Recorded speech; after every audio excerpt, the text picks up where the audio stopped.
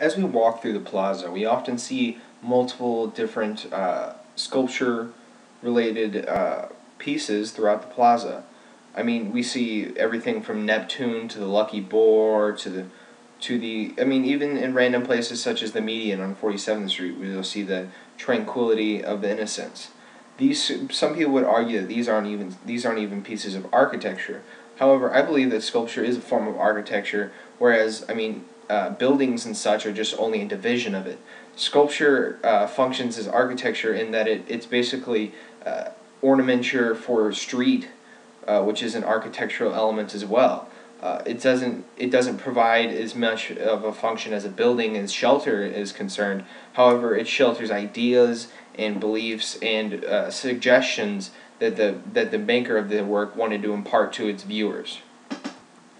As for their use in the plaza, besides just being aesthetically pleasing to see, because they're all great pieces, one could even suggest that because there's so much money invested in all these very expensive sculpture that it imparts the need to maintain the aesthetic cleanliness of the area.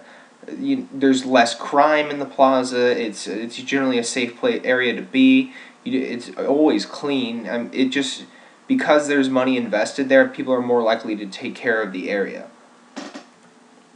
I personally found that the hodgepodge setting of sculpture throughout the plaza is quite intriguing, lending to you to more to explore and search and find out these hidden nooks and crannies of architecture, hidden nooks and crannies, so that just to find out what's around the next corner. And it's everywhere, and you just don't see it unless you look. It makes you pay closer attention to what has been put into the plaza and the just historical significance.